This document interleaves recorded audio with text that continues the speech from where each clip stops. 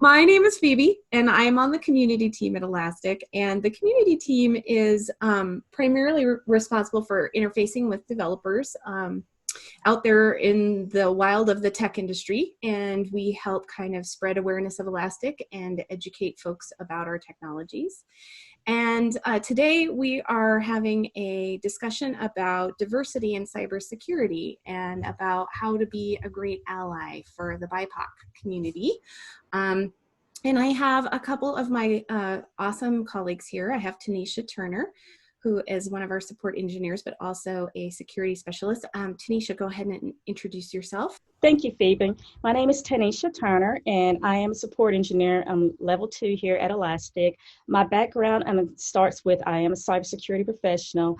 I have over 4 or 5 years of cybersecurity experience with malware analysis, threat hunting, and threat intelligence. And I started here at Elastic approximately February 2018, so I've been here almost three years.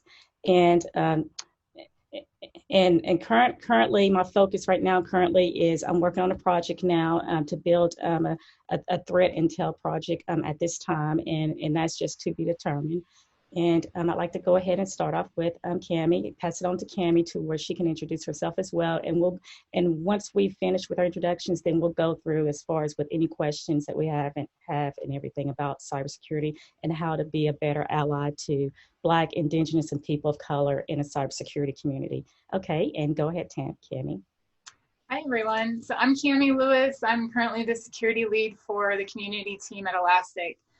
I've been in cybersecurity for about 18 years now. I started out as a developer working just by accident. I was placed in a managed security services division at IBM, and I discovered that it really wasn't development that was interesting to me, but security was. So I found my way to an ethical hacking team there where I learned the art of SQL injection, and that resulted in the instant desire to burn every line of code that I had previously written as a developer.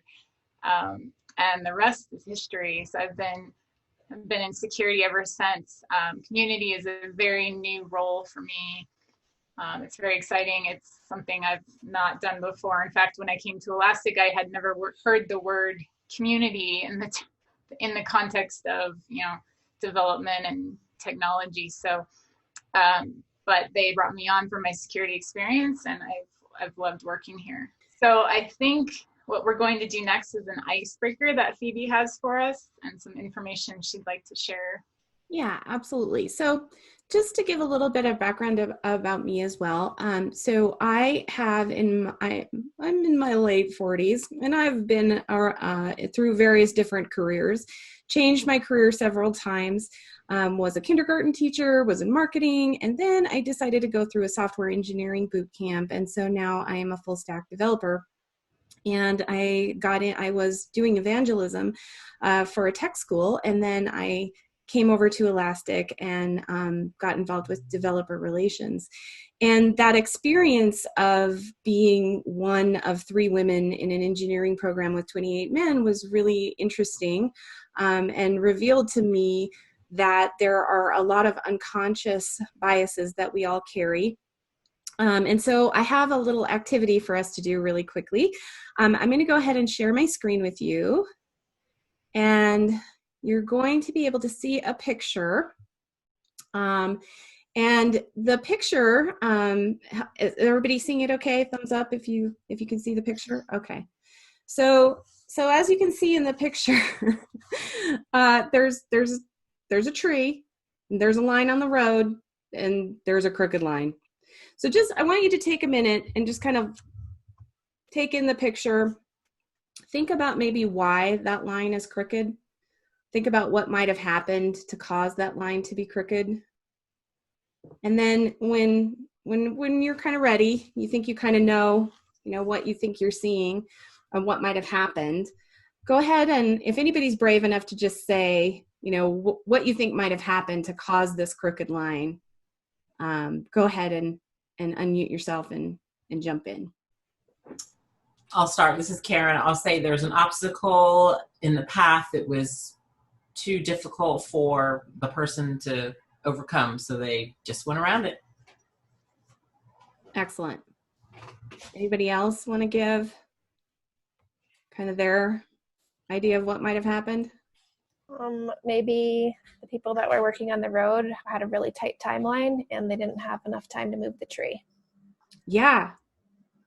Could be. Anyone else? Maybe I'm just more pessimistic, but laziness. Okay, thank you. I was waiting for somebody to say that. Yeah, I mean, I couldn't be bothered to move the branch, so I'm not gonna.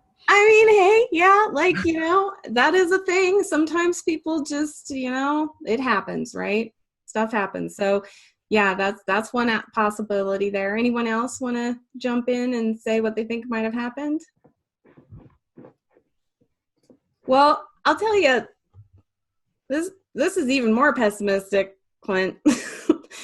I was kind of thinking, what is this guy, drunk?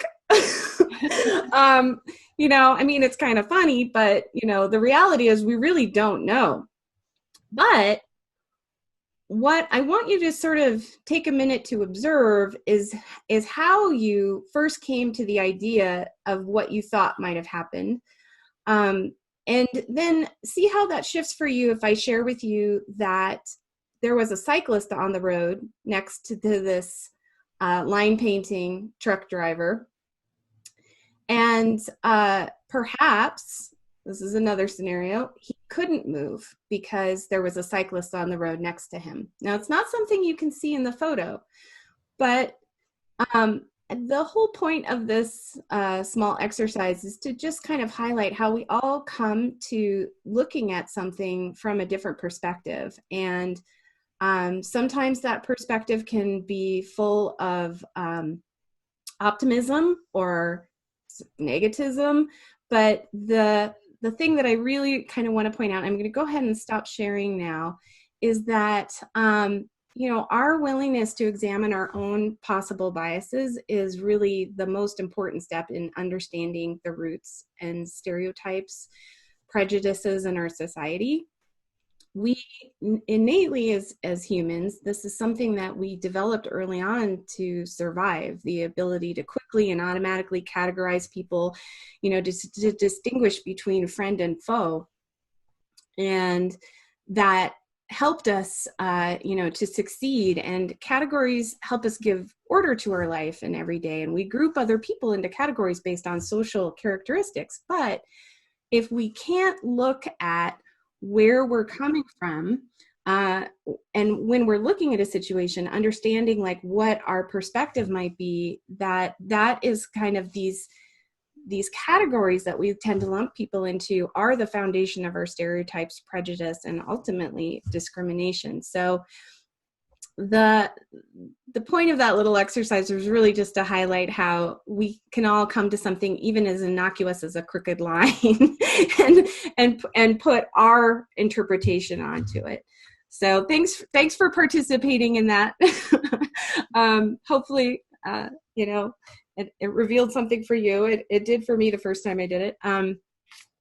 And then I think I'll go ahead and hand it back over to Cami right now. As we're going through this meetup today, I just kind of want to remind everybody that we do adhere on the community team to a code of conduct for our meetups. And so that means that we want to be welcoming and inclusive of everybody, and particularly so in this meetup. So please be aware and sensitive to that. And then the other thing I want to highlight is that you can, if you don't feel comfortable speaking or having your video on, please feel free to go ahead and turn off your video or jump in the chat if you don't feel like unmuting yourself. But everybody's welcome to talk. I'm doing this out of my personal Zoom because I wanted to have the intimacy of being able to see each other rather than a webinar format. So feel free to just do whatever feels comfortable for you. I will be sort of taking a back seat and kind of monitoring things from the side while Cami and Tanisha take it from here. And I will be throwing a few informational links into the chat for y'all to access later. Okay, thanks, Phoebe. That was a fun activity. So I'm going to start out by asking Tanisha a couple questions, but I really want to make this interactive. So I would love for anyone that's willing to share their experiences as well, we would absolutely love to hear from you. So I'll just start off by asking Tanisha our first question, and then we'll turn it over to the rest of you as well. So Tanisha, what has been the biggest challenge that you've had to overcome as a woman of color in cyber? And what has been the biggest barrier of entry for you as well? Thank you, Cami. The biggest challenge that I've had to overcome as a woman of color, as a Black female in cybersecurity, is being looked upon with seriousness and looked at for knowledge. Even though you have the knowledge, you may have the extensive knowledge and you may have the expertise, because of the biasness in cybersecurity and in technology in general, that this realm of profession should be more so inclusive of what is, unquote, the generalization of maybe a white males or anything. So that's the biggest challenge I've had to overcome, is proving myself, improving my knowledge and expertise, and that I can perform the work, and that I am a specialist. And that's been one of the biggest challenges. And as a woman in general, then I believe the biggest challenge is been looked at as if you're the woman on the team with the highest skill set, is when people come to you as a subject matter expert. If people come to you in order to be trained by them and everything, I think that's the biggest challenge that I've had to overcome as a woman in cyber. But as a woman in color in general, then it has been because of this stereotype that in the biasness that society sees as what cybersecurity encompasses, which is not the ideology of having a Black female in cybersecurity, especially one that has a good realm of expertise in the area. So is there anyone that's willing to share an experience that they've had? And this doesn't have to be specific to cyber either. I know that we have some folks on here that aren't necessarily in the cyber industry, but we would just love to hear from any of you if you have something to share.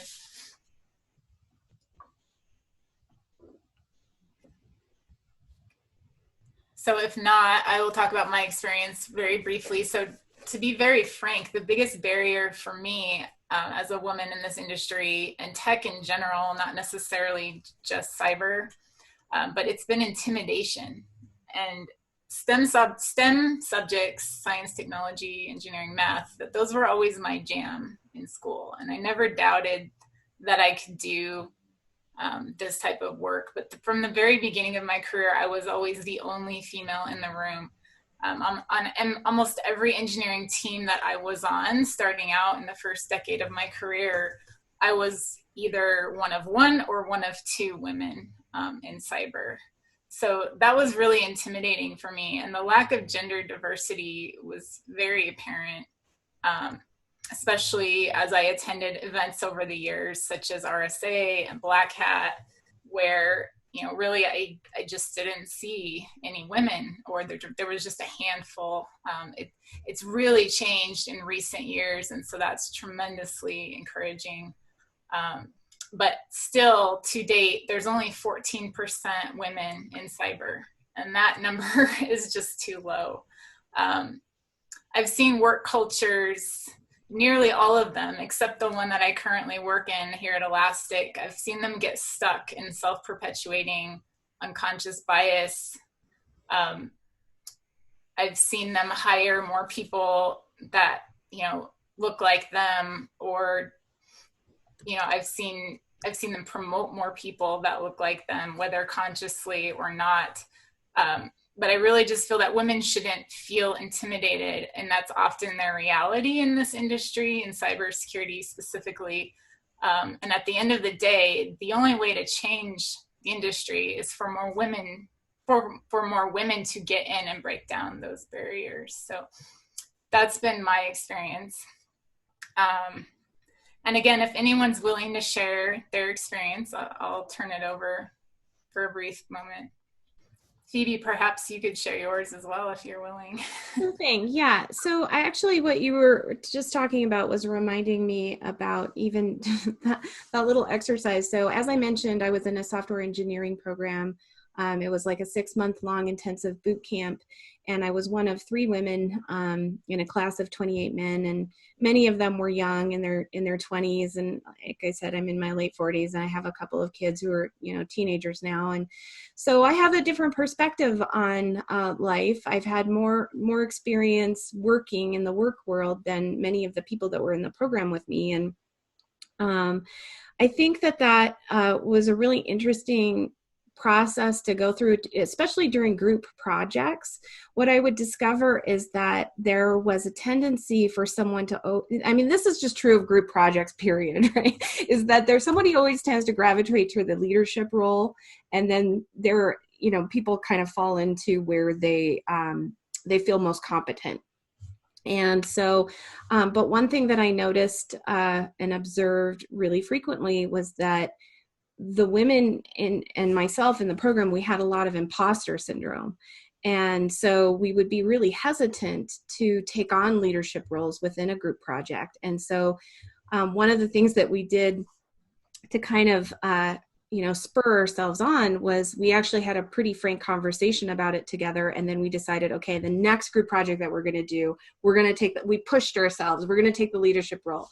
But it was actually something that was difficult to do because there's a natural assumption that started happening within the groups where the person who was perceived to have the most technical experience was given that role. And that perception is really distorted by imposter syndrome. Every single one of us in that classroom had imposter syndrome. So the perception of who actually is the most skilled was really skewed. so yeah, that was an interesting experience for me. And, one that, I still struggle with today, trying to prove myself in a team that to me has amazing and highly skilled team members, and recognizing my contribution to that. I still struggle with, not presenting myself in a way that's confident. So yeah, I guess that would be my contribution to that. I don't know. Has anybody else struggled with imposter syndrome? Oh, I think you might be muted. I think a lot of us as professionals in general, especially women, but it's just to put it on a core point that especially underrepresented groups, which is underrepresented groups in technology and cybersecurity, at some point in general focus with the imposter syndrome because because you're nervous and you don't know exactly where to start and if you're good enough, and you're weighing yourself up against people who have been tenured in a field longer than you and longer than yourself. So I think it is actually a measurement of confidence and a measurement of confidence on your abilities versus others who are already established in the field. So I think that's where a lot of imposter syndrome comes from with even professionals in cybersecurity and in general. Yeah, definitely. I think one of the other things that was pretty evident was the tendency that, this is actually something that I was kind of aware of before I came into that program, was that I did turn it off, but I think that potentially the issue why it's still going is that we started this meeting before I changed the setting. So if you hear that doorbell, my bad. So I was a teacher, and I taught preschool and elementary, and I think that one of the things that was part of my training pretty early on was just how to avoid gender bias in the classroom. And so one of the things that can happen in a classroom is that you have a tendency to choose whoever raises their hand first. And that is something that is culturally kind of enforced on children, is that boys tend to raise their hand more than girls. So that was something that I had in the back of my mind when I was going through this engineering program, and I think that what I observed in my adult classroom was the same issue that I saw in a preschool classroom. Tanisha, go ahead and let's see, Cami, I think you might have another question. I want to ask this question for Cami.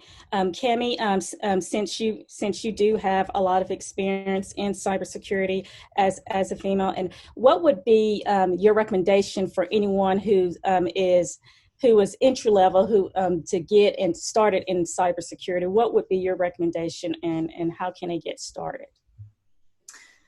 Yeah, so I think what I would say to that is taking chances is absolutely necessary in a field where you're underrepresented. Gaining the experience and knowledge needed to be successful in that field, you have to take a chance. You have to take risks. You have to learn to fight. If you're a fighter by nature, that's even better. So don't be afraid to fight for what you want and to not take no for an answer. Secondly, I would recommend finding a mentor. Find someone that looks like you who is working in the field.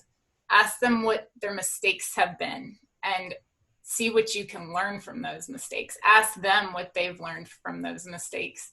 So focus on overcoming those mistakes by doing it differently than they did so that you don't just keep repeating the cycle. Look for networking opportunities such as meetups like this, other meetups that are virtual, maybe someday soon. Hopefully we'll go back to in-person meetups. We're all really looking forward to that. You can join groups like Women in Cybersecurity. That's an organization that I'm a student chapter leader for. We work with a lot of students as well as people in the industry. And then you can also really practice on your confidence to get started in this industry. So it's a lot more difficult for women, and I would assume people of color as well, especially if they're feeling outnumbered or ignored. So I've personally struggled with confidence and feeling like I'm being heard and feeling like I'm being talked over. So it's taken me years to overcome this. So my biggest tip is to speak and act decisively, even if you don't feel that way. And then lastly, I would just recommend embrace learning. So cybersecurity is really a learning journey for a lifetime. So this field is perfect for someone who wants to be a lifelong learner. If you're intellectually curious, if you're willing to think critically, if you're willing to think unconventionally and out of the box, and if you're willing to engage in that learning journey. So something you can do if you're just getting started is look into the CompTIA Security Plus certification, as well as the CISA, the Cybersecurity Analyst Plus certification. Once you get your foot in the door, and that's really the key, is getting your foot in the door somewhere and you establish some experience for yourself, you can sit for the CISSP exam, and that's your golden ticket. Once you have that exam, you can really almost write your career. From that point on, you can write your ticket. So again, getting your foot in that door, that's the hardest part. And I would talk to people at meetups, ask them how to get in the door of the organization that they're working in, and ask them what they would recommend doing. And I think that about sums it up. Well, for me too, Cami, as well. I've had a lot of individuals ask me, and I mentor a lot of individuals of Blacks and other people of color. But for me, and the most important thing I would tell anyone who's starting, especially, and this is geared towards a person of color. There are special interest groups for Blacks, and there is one called Blacks in Cybersecurity, and it's called BIC, and that's one that I am an ambassador of and participate in. And we have BDPA, Black Data Processing Association. That's another one. That's a technology group, just as a core, not specifically on cybersecurity, but for a person of color, and especially in particularly, and I'm going to speak this as a Black female in cybersecurity, the first step that I would focus on is joining one of the special interest groups that is geared for cybersecurity and technology.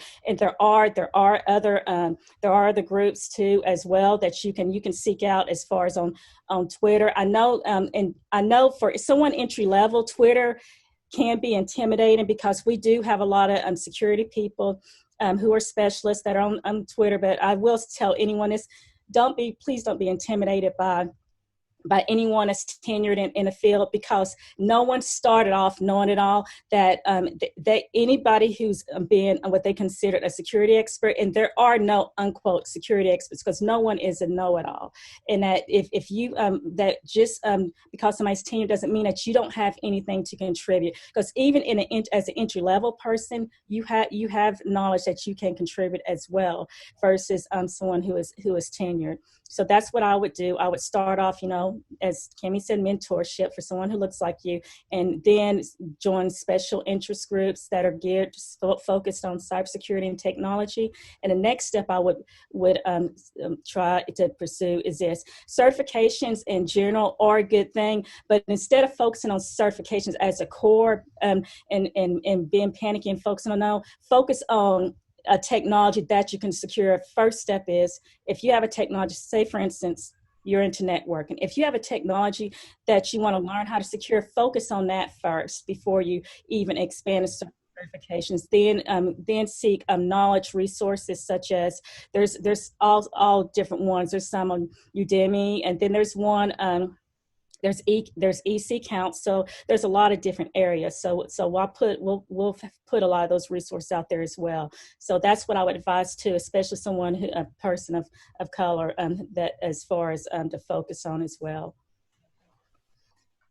And then Phoebe, you have an interesting story. You sort of touched on this already, but how did you get started in tech?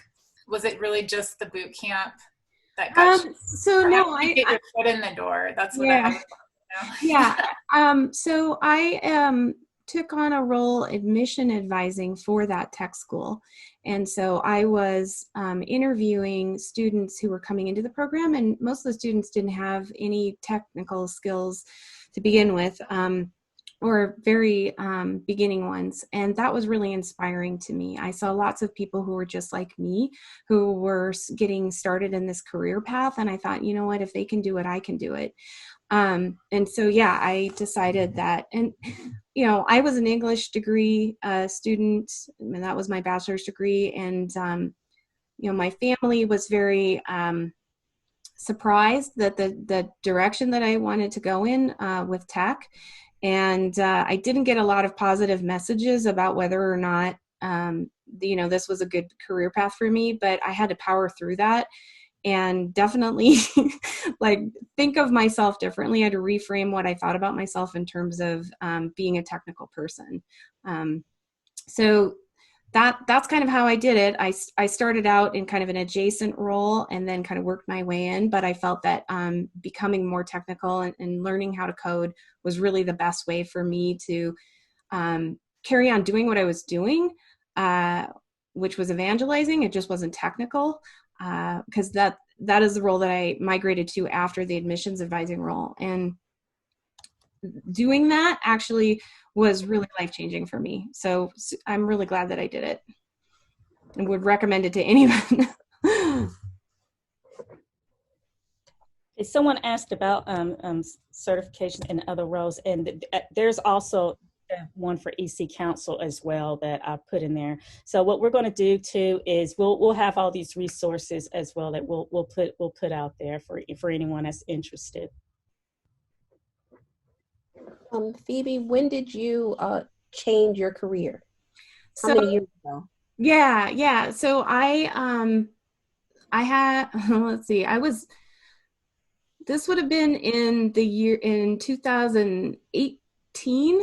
So a couple of years ago. And like I said, I'm in my late 40s. So I had already had a 10-year-long career in marketing, went back to school, got a teaching certificate, taught for 6 years, and then decided to go this route. And while I was doing that, I was raising my children. So I did some consulting and worked from home for a while, was basically a stay-at-home mom, and then started volunteering in my children's school.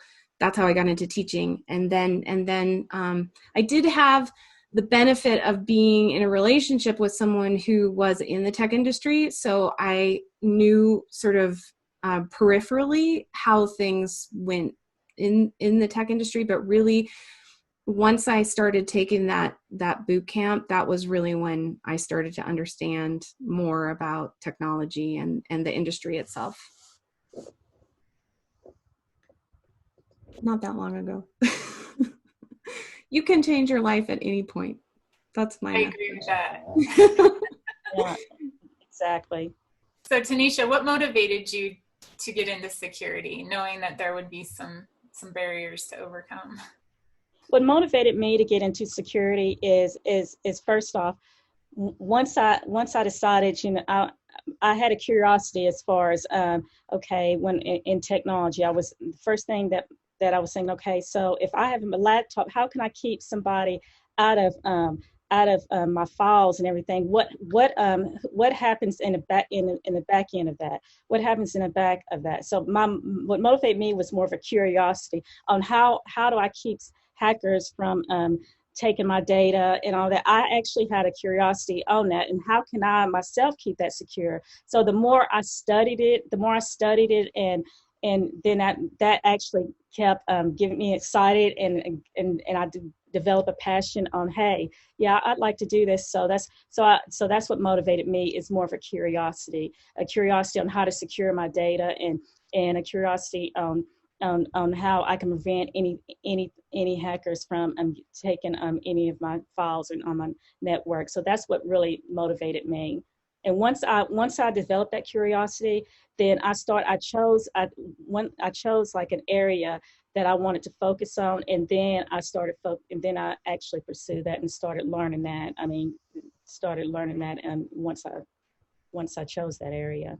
But that's what motivated me. It was just more of a curiosity. And I don't know about you, Cami, but you can't go by what you see in Hollywood. That's not cybersecurity. What we see on Hackers and, you know, movies like Hackers and all that, where it actually sensationalizes all this. Hey, you're going to hack a network in 3 minutes. You know, we know that doesn't happen. Right. Yeah. So, but that's what really, it was more of a curiosity thing. What about you? How long have you been in the field? I've been in the field 5 years. For me, honestly, it was just job security. I wanted to always be able to find a job. And in this field, I think I got lucky. They estimate 3.5 million job openings next year alone in 2021. So I don't think that it will be a problem anytime in the near future finding a job. But yeah, I was just looking for job security and a challenge. I wanted something challenging, and this field has not disappointed when it comes to challenge. No, it's ever changing.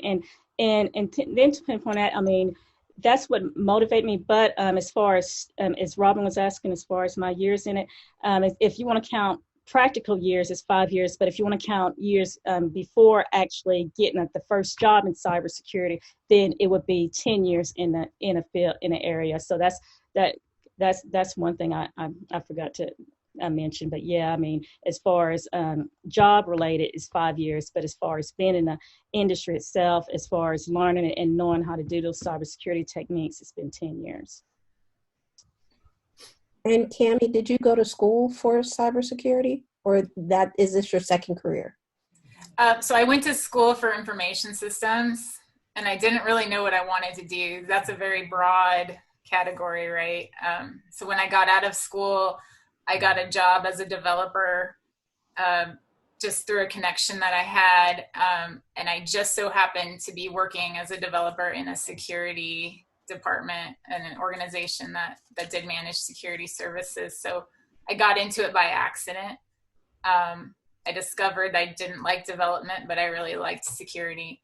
And so I stayed there. But for someone who doesn't just accidentally wind up in security like me, there's a lot of things that you can do, like I was saying earlier, to get your foot in the door. I think the biggest key is finding that one person who will help you get that foot in the door. And the way that you can do that is these groups that we're talking about and meetups, networking as much as you possibly can, talking to people as much as you possibly can.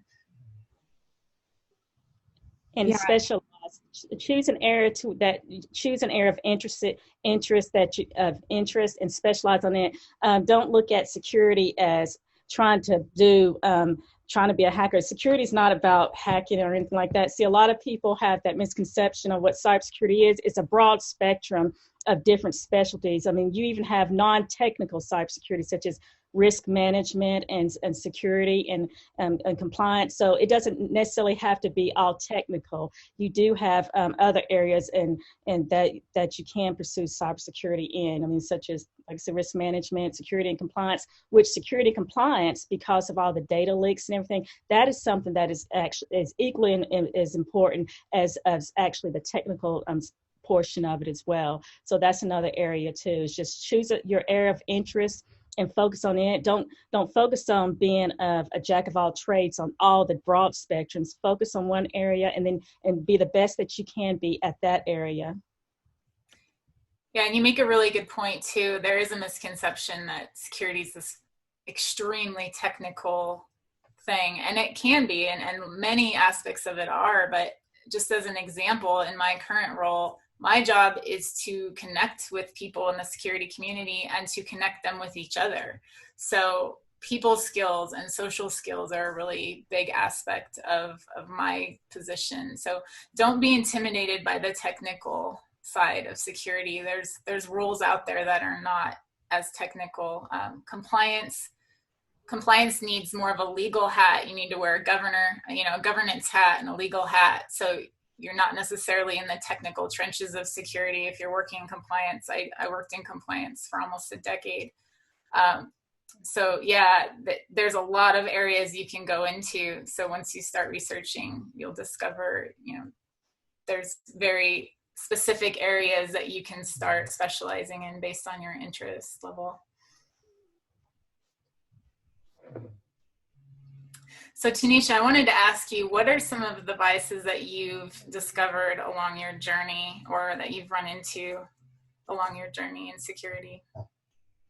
I believe as far as one of the main biases, like I was saying, as far as the knowledge portion, as far as the knowledge, being able to train, and especially when what I've ran into more so than anything is that when you're attempting to be the go-to person, if you are considered the go-to person, especially being a woman in security and even a Black female in cybersecurity, I found that it's a little bit, there's more of a resistance to be the contact person to go to for any knowledge or any kind of skills that you want to teach people. Then I feel like that's what is the most biasness that I've experienced. I mean, you're going to have a lot of people, regardless, because of, let's just be realistic here, is that because of the way the world is as a whole, there is biasness, where there's racial biasness, gender biasness, there's all inherent in biasness in different social groups and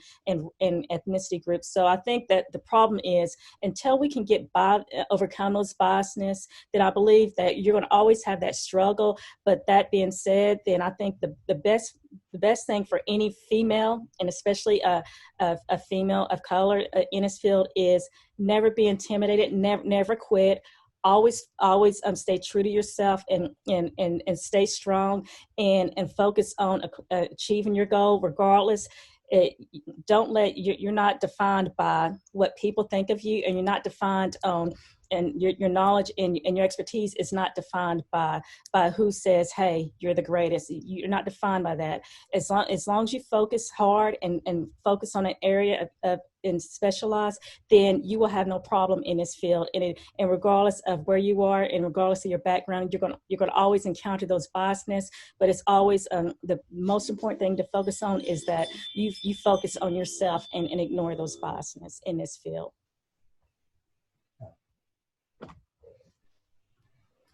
Is there anyone willing to share an experience that they've had on the call? I want to share.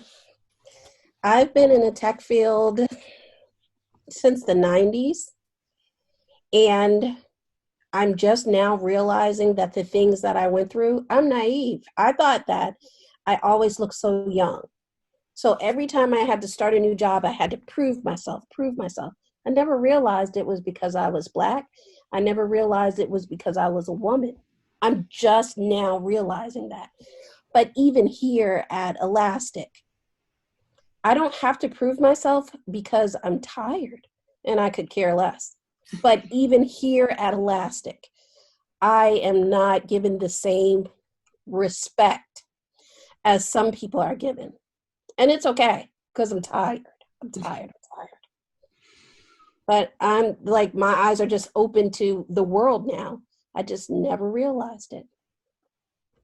And I think, and with that, Robin, it's important that you actually are seeing it, because I think that's important, that as far as with me being a Black female, especially in technology security, on here, and then you're seeing it too now, and be an example to other Black females and other Blacks who come into technology security. A lot of them don't know, because we don't prepare people who get in this field. Everyone thinks, okay, there's this misconception, and that technology is and considered unquote liberal, that everybody, that you don't have any type of biasness in this arena. There's that misconception that, oh, it's a bunch of hippies, or that's just the cliche that is there's no biasness in technology. But we're finding that more and more that there are a lot of biasness. I mean, even with the most established companies, the most well-known companies such as Google, Microsoft, I can name a lot of few. I mean, and I'll make a disclaimer here. This is not an attack on any company or organization. This is just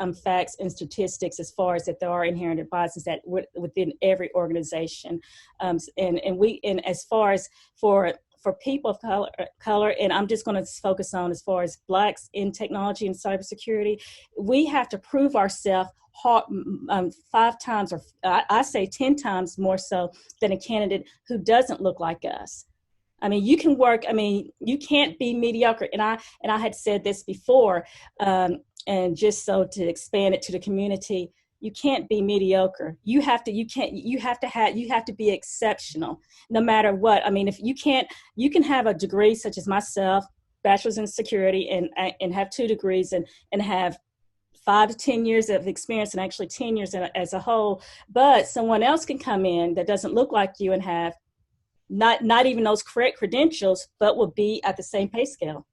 So yes, so this is a real conversation, but so yes, that is a struggle that we have to endure, and what we face as Blacks and people of color in this realm, in technology, and not only in technology, not only cybersecurity, but in a professional realm as a whole. And that's an excellent point, Tanisha. It wasn't until I came to Elastic after 18 years of being in this industry that I've been paid equal. This is the first company and my first job. So that's a long time for pay inequality. Yeah. And this is my first time in an organization. Reason why, and I can speak for myself, and I am one, as my colleagues will tell you here on this call, I am one that's very truthful, and I speak with authenticity. I call a spade. I mean, but I will say this: Elastic is the first company that I have been and that I have worked for in which I did not feel like I had to be stiff, or I had to prove myself as much as I had at other organizations. I didn't feel like I had to be in a shell at Elastic. I feel like I actually belong, and I can be my authentic self. I don't have to make anyone feel comfortable, because I believe one aspect that we have, especially in technology and security, especially that one of the obstacles that and this goes with the allyship that we wanted to focus on too on this call, is that a lot of people of color, and especially Blacks in general, feel like when we come into the professional world and technology and security, we have to conform to the culture to where we have to not be our true selves, to where we have to not show who our identity is, that we have to actually conform to the non-people of color culture, so non-Black culture, or that's what we feel like we have to when you go into organizations. And that's one of the points that I wanted to make as well. In order to be a better allyship, then I think organizations as a whole need to have that, as we have realized, that you come as you are. You don't have to wear masks to fit in. You come as you are. You don't have to feel like you have to be somebody else in order to fit into the culture. Just be your own authentic self, and that's what we need to focus on. And that's how anyone can be an allyship. Being better allyship to people in underrepresented groups is the number one statement is to acceptance. Acceptance is the core.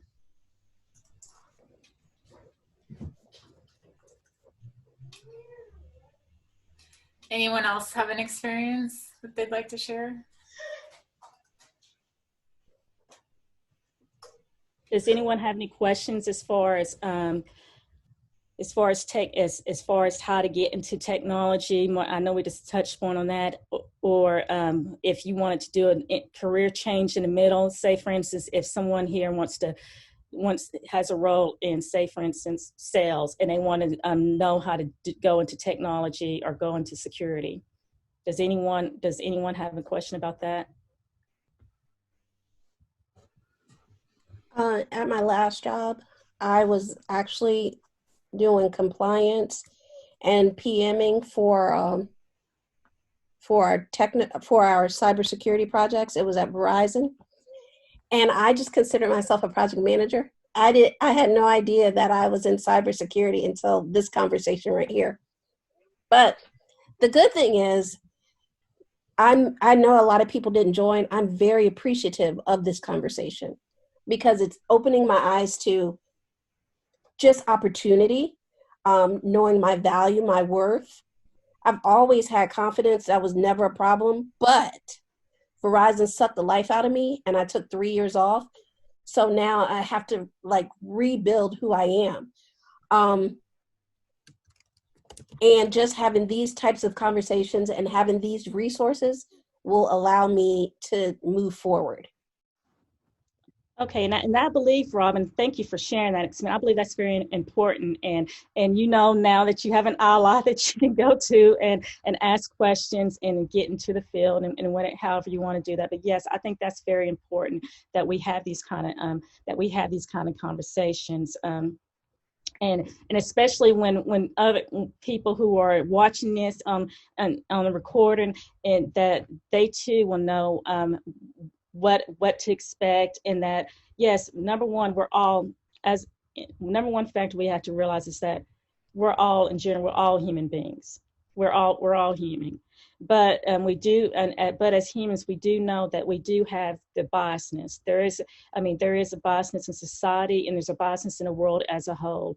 So these conversations on the best way to handle that is good to have, because I believe the problem is a lot of times, yes, we can focus on, hey, I can give you, and I can give anyone on this call, I can give you hundreds of different tools and techniques, and I can talk about threat intelligence, I can talk about threat hunting and malware analysis, and I can talk about reverse engineering. I can go into all of those technical domains, but is that going to help you prepare you on how to interact? And once you can have these knowledge and these skills, but once you get into an organization, is that going to help you?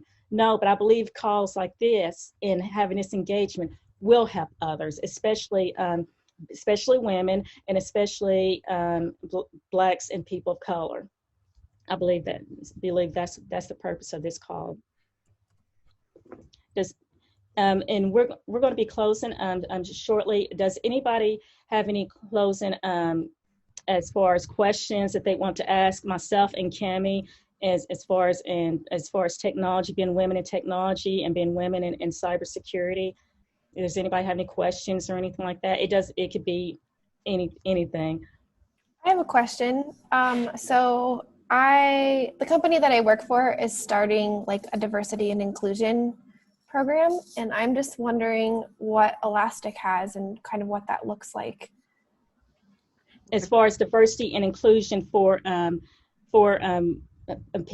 people of color, and as far as, I mean, as far as what program we have as far as recruiting. What does it look like in terms of something more formalized? It can be people of color, it could be veterans, it could be women.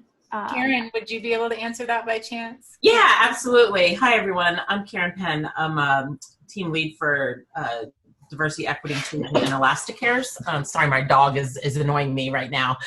So excuse the barking if you hear any of the background. But yes, great question. And we have taken the last couple of months to really determine and holistically look at all of the good things that we've been doing around Elastic. So, there's been great things going on in recruiting for years, great things going on in pockets of the organization, but we had not, to the point, consolidated everything to a holistic DEI strategy, which we are doing now. And we're looking at it from the approach of kind of really top down, bottom out, and middle up. So, right, we've got our, bottom up approach. I would count this as a bottom up initiative. And then we've also got top down. So we've got targeted, we've just released targets for aspirational diversity hiring rate for women, binary, and underrepresented groups. And we're focusing on the states in African American is certainly within that focus. And we are looking to increase by a percentage for each of those groups within technical, leadership, and the rest of the workforce. So that is something we're going to be tracking from a representation standpoint. And then the other thing we're focusing on is awareness and education, something like this, but also notably focused on leadership and managers, because those are the ones who have hiring authority. And so I shared in chat some links to some unconscious bias training, and we have a diversity, equity, inclusion learning path in LinkedIn Learning.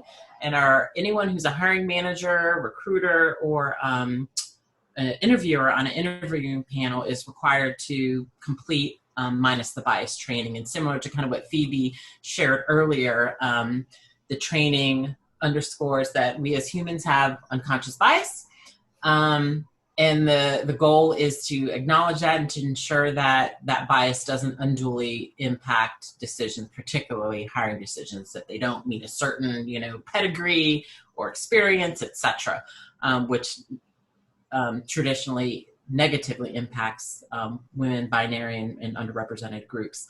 We're also focused on executive leadership. So we just brought in at our extended leadership, which comprises our senior leadership team, basically all of our direct reports to the CEO, and the extended leadership team. It's about 40 folks. And we brought in an external speaker a couple weeks ago to speak to the group for 90 minutes on how to leverage diversity, equity, and inclusion to drive innovation, growth, and performance. So we really want our leaders to understand that these aren't distinct things, that like DEI isn't if you have time, or it's an add-on, or it's something that, is separate too, and you really need to focus on performance. It's that they're inextricable from one another. And if we don't have a diverse, equitable, and inclusive environment, we will not meet our business objectives. So that was really well received, and we're looking at ways to kind of cascade that piece down. So kind of long story short is, yes, we're now in the process of making sure that all of the efforts that cut across our kind of people functions, HR, recruiting, L&OD, et cetera, have diversity, equity, inclusion woven into it. Then certainly from the manager and leadership accountability perspective, we're working on those initiatives that I outlined there. And then kind of from another people focus kind of bottom up is we're looking at ways to ensure that we have engaged our individual contributors as part of the journey. Wow, Okay, thank you, Karen. pretty impressive. Thank you. Thank you. Sure. Now, one thing I was going to mention really quickly, and I was going to throw the link in here, is that, and a lot of this might be interesting for you, is we have Life at Elastic, which is an Instagram and a Twitter account, and we feature oftentimes many of our diversity inclusion initiatives on Life at Elastic. So just check those out. And there's blog posts on our website as well. If you just search diversity on the Elastic website, you'll be able to find some of those blog posts, and that can kind of help fill in some knowledge there. We're going to go ahead and wrap it up. I want to thank everybody, especially Tanisha and Cami, for speaking to us today, everybody for participating. It's brave and courageous to be vulnerable and to share. And so thank you for sharing. So yeah, I'm really glad to have this conversation. Really appreciate Karen joining and sharing from what the Elastic HR department is doing. And I hope that you all have a fantastic rest of your day. I will send out the recording, and this will be on our community YouTube channel, so you will be able to access it very shortly.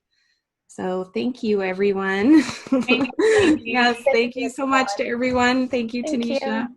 Thank you. Goodbye, everyone. Thanks. Have a Bye, everyone.